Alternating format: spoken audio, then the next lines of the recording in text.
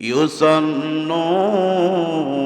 على النبي يا أيها الذين آمنوا صلوا عليه وسلموا تسليما. اللهم صل على سيدنا ونبينا وشفيعنا وحبيبنا وشفيعنا ومولانا محمد صلى الله عليه وعلى آله وأصحابه وبارك وسلم. بلغ العلا بكماله كشف الدجى بجماله حسنت جميع خصاله صلوا عليه وآله. حضرت ابو ذر غفاری،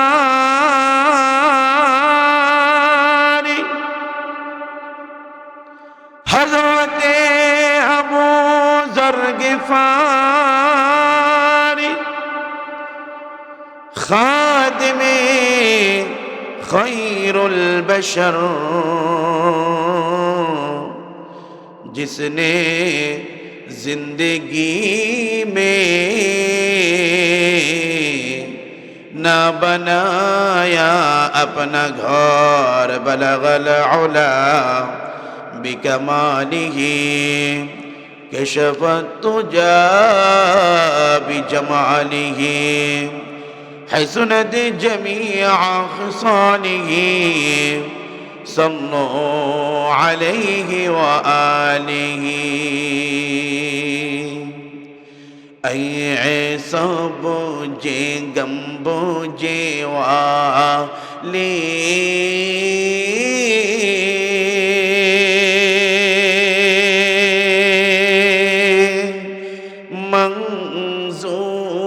منظور دعا کرنا،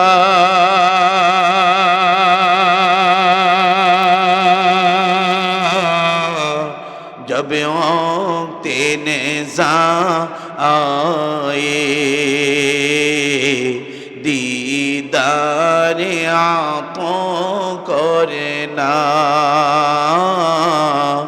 دیدار عطا کرنا. اے سب جے گمبو جے والی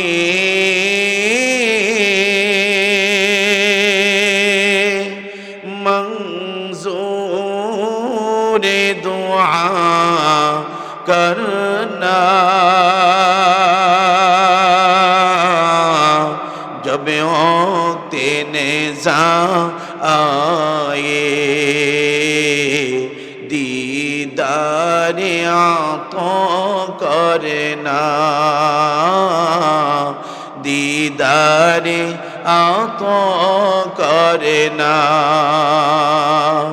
اے نور خدا آ کر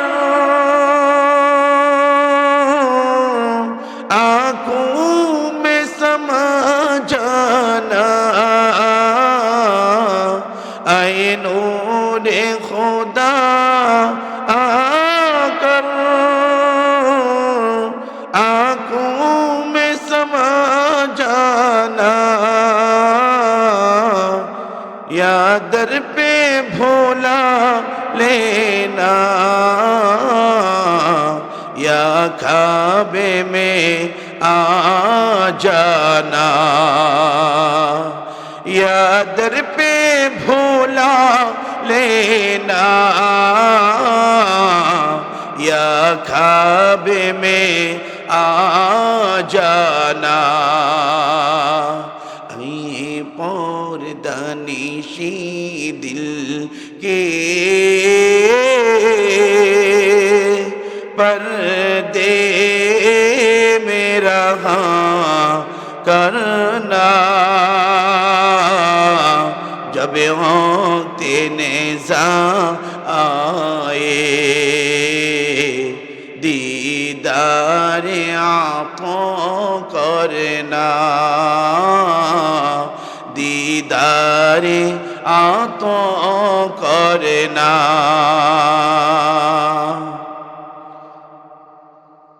আলহামদুলিল্লাহ, সমস্ত প্রশংসা মহান রব্বুল আলামিনের দরবারে। যে রব্বে করিম আল্লাহ জাল্লা শানুহু ওয়া আম্মা নওয়ালুহু, আল্লাহ সুবহানাহু ওয়া তাআলা রব্বে করিম আমাদেরকে আজকের এই মুহূর্তে জলসা মাজালিসুর রহমানে আমাদেরকে আসার, বসবার, অ্যাটেন্ড করবার তৌফিক আল্লাহ তাআলা দান করেছেন। এর জন্য আমরা অন্তরস্থল থেকে শুকরিয়া আদায় করি, বলি আলহামদুলিল্লাহ।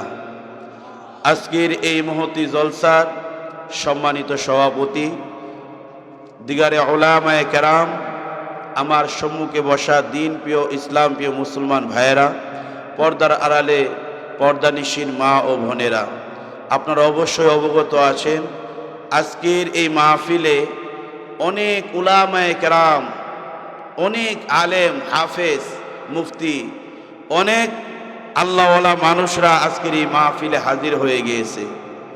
অনেক আলেম, এই নেত্রকোনা জেলা শাখার অনেক উলামায়ে কেরাম, বাহির থেকেও, গাজীপুর থেকে, ঢাকা থেকে অনেক উলামায়ে কেরাম হাজির হয়ে গিয়েছেন। তো সবাইকে অল্প অল্প সময় দেওয়া হচ্ছে, সময় একেবারেই সংক্ষিপ্ত হবার, দীর্ঘায়িত আলোচনা কেউই করতে পারতেছে না। মুহতারাম হাজিরিন, হয়তো বলতে পারেন যে এই উলামায়ে কেরামের এত ঢল কেন? আপনারা কি বুঝেন না কেন এত ঢল? আপনাদের এলাকার কৃতি সন্তান, আপনাদের এলাকার রত্ন, আপনাদের এলাকার সন্তান মুফতি নুরুল ইসলাম হাকিমি দামাত বারাকাতুহুম, জিনার সহবতে, জিনার মোহাব্বতে, জিনার সাথে সুসম্পর্কের কারণে আজকে অনেক উলামায়ে কেরাম আজকে অত্র এলাকায় উপস্থিত হয়েছেন, তাশরিফ আনছেন। এটা আমাদের জন্য ভালো না খারাপ? বলেন, কথা বলেন, ভালো না খারাপ আমার ভাইয়েরা? সুতরাং উলামায়ে কেরাম তিনারা কুরআন ও সুন্নাহর বিভিন্ন দিক নিয়ে তিনারা আলোচনা করতেছেন। এখন এলাকার আমরা যারা আছি, আমাদেরকে যে কাজটা করতে হবে, প্রত্যেকটা উলামায়ে কেরাম যে আলোচনাগুলো করতেছেন, প্রত্যেকটা আলোচনা যেন আমরা আমাদের জীবনের মধ্যে ফিট করতে পারি, আমাদের আমলে ফিট করতে পারি, আমল করতে পারি, জীবনকে পরিবর্তন করতে পারি। কারণ উলামায়ে কেরাম তিনারা হলো এরকম, কারণ হলো উলামায়ে কেরাম আল্লাহওয়ালা মানুষরা যারা আল্লাহর ওলিদের কাছে যায়, আলেমদের কাছে যায়, উলামায়ে কেরামের কাছে যায়, সৎ মানুষের কাছে যায়, ওই মানুষটাও সৎ হয়, ওই মানুষটাই আল্লাহওয়ালা হয়, ওই মানুষটাও ভালো হয়। বলেন কথা ঠিক না বেটি? যেরকম ভাবে উলামায়ে কেরাম ভালো মানুষের কাছে গেলে প্রত্যেকটা মানুষ যেরকম ভাবে ভালো হবে, এটার কারণটা হলো কি? কবি বলেন, সহবতে লে তোরা সলে কোনাদ, সহবতে লে তোরা সলে কোনাদ, সহবতে তো লে তোরা তলে কোনা। সৎ স্বর্গে স্বর্গবাস আর অসৎ স্বর্গে সর্বনাশ। কি বলেন কথা ঠিক না বেটি? সৎ স্বর্গে স্বর্গবাস আর অসৎ স্বর্গে সর্বনাশ। কারণ উলামায়ে কেরাম তিনাদের কাছে কেউ যদি যায়, বসে, আল্লাহওয়ালারা তাদের পাশে বসার কারণে, তাদের সহবতে বসার কারণে, এই জান্নাতের বাগানে বসার কারণে আল্লাহ তাআলা তাদের গুনাহ খাতাগুলো মাফ করে দেন। বলেন সুবহানাল্লাহ। কারণ উলামায়ে কেরামদের কথা শুনে, কোরআনের আয়াতগুলো শুনে, ঐশীগন্ত মহাগ্রন্থ আল কুরআনুল কারীম যখন উলামায়ে কেরামরা তেলাওয়াত করে, এই কোরআনের আয়াত যখন মুমিনরা শুনতে থাকে, আল্লাহ রাব্বুল আলামিন বলেন, আল্লাহর ওই কোরআনের আয়াত শোনার কারণে জাদাতুহুম ঈমানা। আল্লাহু আকবার। জাদাতুহুম ঈমানা, ঈমানটা বৃদ্ধি পেয়ে যায়। সুতরাং মুহতারাম হাজিরিন, আমি ভূমিকা না সাজিয়ে আমি আপনাদের সম্মুখে একটি আয়াত পড়েছি, সংক্ষিপ্ত একটা হাদিস আমি আপনাদের সম্মুখে পড়েছি।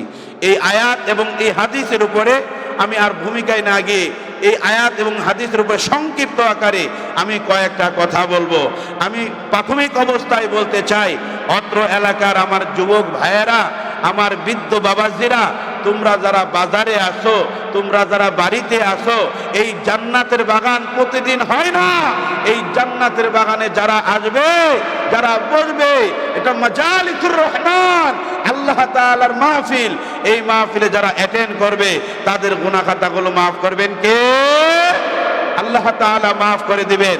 এখানে এসে কেউ যদি সুবহানাল্লাহ বলে, আলহামদুলিল্লাহ বলে, আল্লাহু আকবার বলে, এইগুলো বললে অনেক সওয়াব, এমন সওয়াব যেটা আমরা না শুনলে, না বুঝলে আমরা চিন্তাও করতে পারবো না। বলেন কথা ঠিক না বেঠিক? যখন উলামায়ে কেরাম কোরআন ও হাদিসের আলোচনা করবেন, বিভিন্ন দিক নিয়ে আলোচনা করবেন, আর আমরা যখন কোরআনের আয়াতগুলো শুনবো, রাসূলের হাদিসগুলো শুনবো এবং জান্নাত জাহান্নামের কথা শুনবো, সুন্দর সুন্দর কথাগুলো যখন শুনবো, যখন সুবহানাল্লাহ বলবো, আলহামদুলিল্লাহ বলবো, আল্লাহু আকবার বলবো, আল্লাহ নবী সরকার দু আলম বিশ্ব নবী রাসূলে আরবি সাল্লাল্লাহু আলাইহি ওয়াসাল্লাম তিনি বলেন, বিশ্ব নবী তিনি বলেন, ওয়া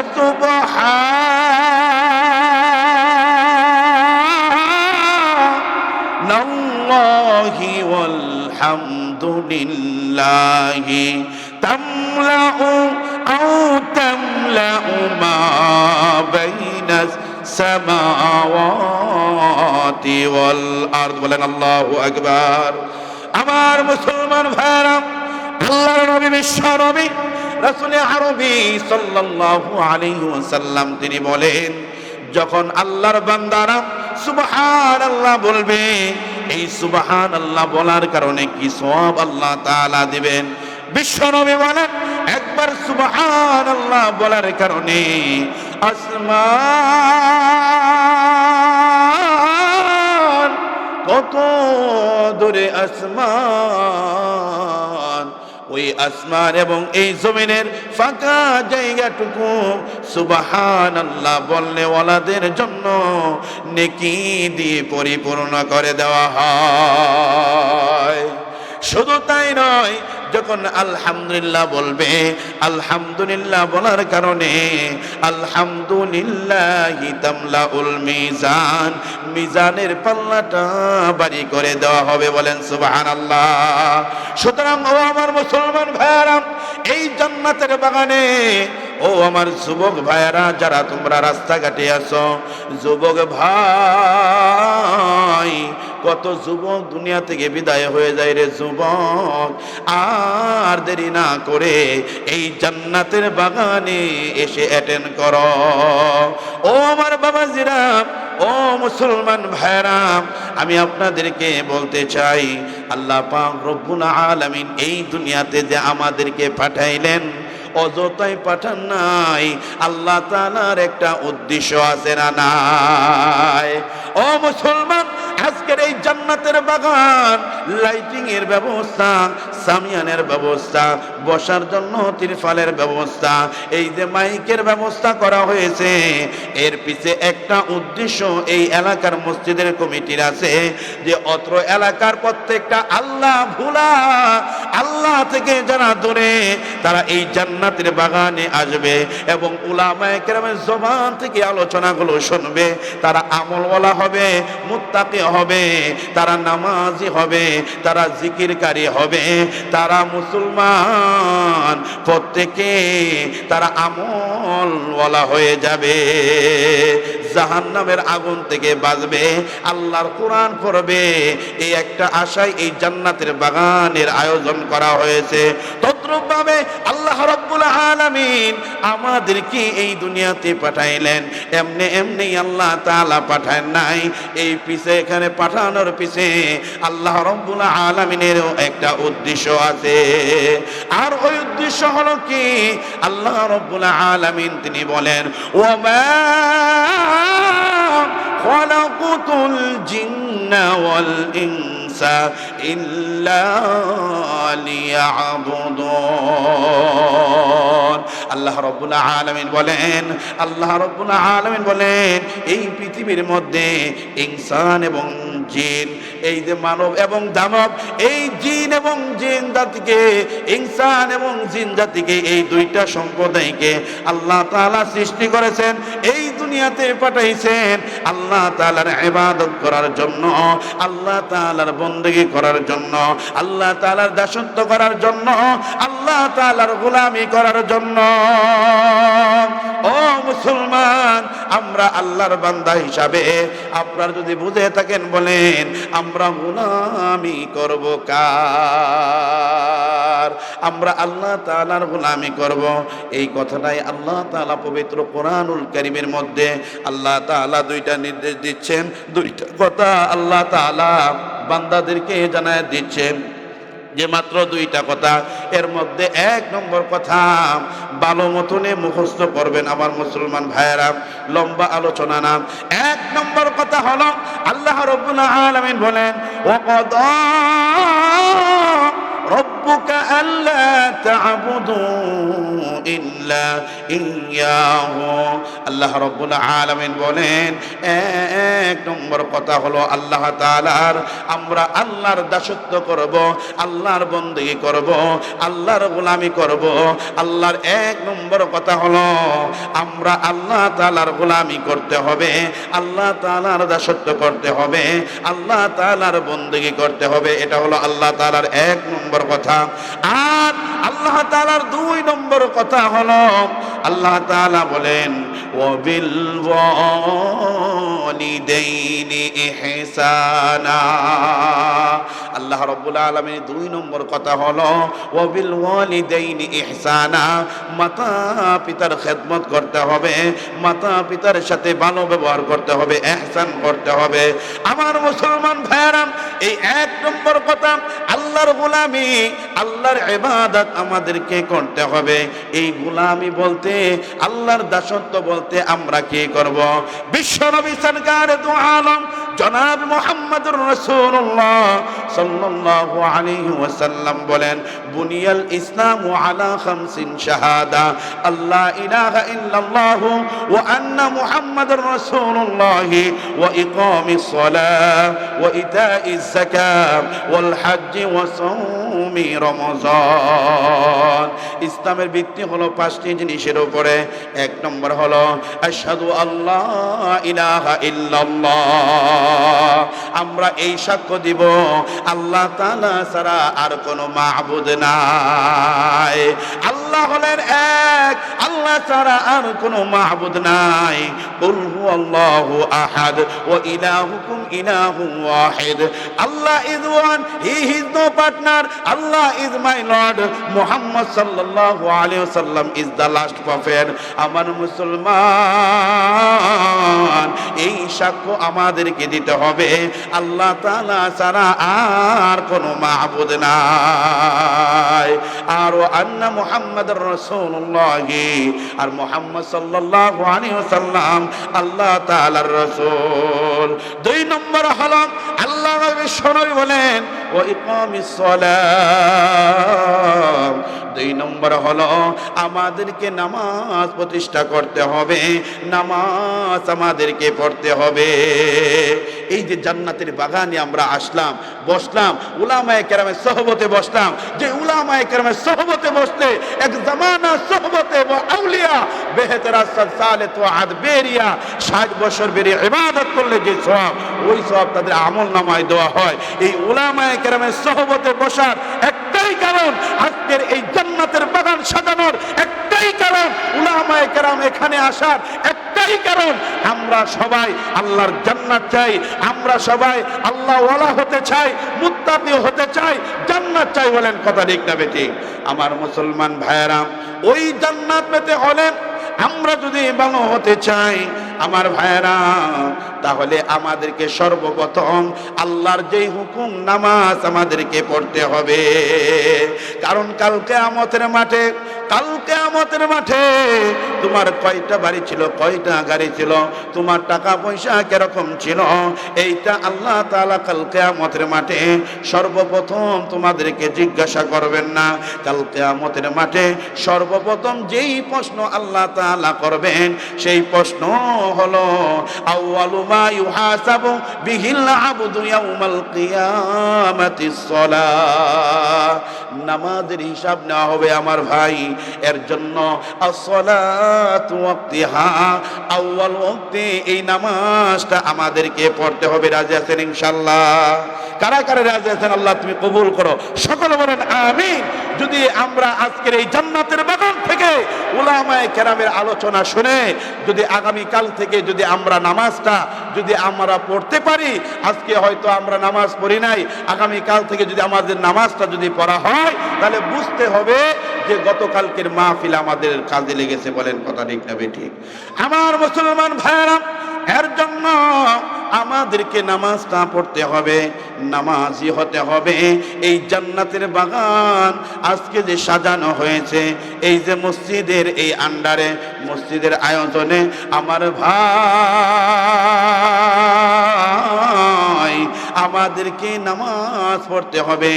কেউ যদি নামাজ না পড়ে, এই নামাজ না পড়ার কারণে অনেক কঠিন বিচার হবে। বলেন কথা ঠিক না বেঠিক? এর জন্য 2 নম্বর হলো আল্লাহ নবী বলেছেন আমাদেরকে নামাজ পড়তে হবে। 3 নম্বর হলো ওয়াইতাইজ যাকাত, যাকাত দিতে হবে যদি আপনার উপর যাকাত দেওয়া ফরজ হয়। এরপরে 4 নম্বর হলো ওয়াল হাজ্জি, হজ করতে হবে। চলো রে চলো না মক্কা আর মদিনা, চলো রে চলো না মক্কা আর মদিনা, খুদার খুদাই জগৎ যার দিওয়ানা, সারা দুনিয়াতে নেই তার তুলনা, সারা দুনিয়াতে নেই তার তুলনা। চলো রে চলো না মক্কা আর মদিনা, খুদার খুদাই জগৎ যার দিওয়ানা, সারা দুনিয়াতে নেই তার তুলনা, সারা দুনিয়াতে নেই তার তুলনা। মক্কা মদিনাতে গেছে চলো না, ঘুরে ঘুরে তাওয়াফ করতে চলো না, ঘুরে ঘুরে তাওয়াফ করতে চলো না, হজরে আসওয়াদে চুমু খেতে তোমরা চলো না, সারা দুনিয়াতে নেই তার তুলনা, সারা দুনিয়াতে নেই তার তুলনা। আমার মুসলমান ভাইয়ারা, 4 নম্বর হলো ওয়াল হাজ্জি, হজ যাদের উপরে ফরজ হয়েছে এই হজ আমাদেরকে আদায় করতে হবে, হজ করতে হবে। 5 নম্বর হলো ওয়া সাওমি রমজান, যাদের উপরে রোজা ফরজ ওই রোজাগুলো আদায় করতে হবে, রমজান মাসে রোজাগুলো রাখতে হবে। এই যে 5টা ইসলামের বুনিয়াদ, এইগুলোই হলো আমাদের জন্য আল্লাহর আদেশ, আল্লাহর আদেশ। এই আদেশগুলো আমাদেরকে পালন করতে হবে। এর জন্য নামাজ আমরা পড়ব কি পড়ব না? হাত তুলে দেখায় আল্লাহ তাআলাকে। আল্লাহ তুমি আমাদেরকে সবাইকে নামাজ হিসাবে কবুল করো, সকলে বলেন আমিন। এটাই আল্লাহ রাব্বুল আলামিন বলেন ওয়াকাদা রাব্বুকা আল্লা তা'বুদু ইল্লা ইয়্যাহু ওয়া বিল ওয়ালিদাইনি ইহসানা। এটাই আল্লাহ রাব্বুল আলামিন বলতেছেন। 1 নম্বরে আল্লাহর দাসত্ব করতে হবে, আল্লাহর বندگی করতে হবে, আল্লাহর ইবাদত করতে হবে। এর জন্য আল্লাহর ইবাদত করার জন্য রাজি আছে নাকি ইনশাআল্লাহ? আর 2 নম্বরে আল্লাহ তাআলা বলেন ওয়া বিল ওয়ালিদাইনি ইহসানা।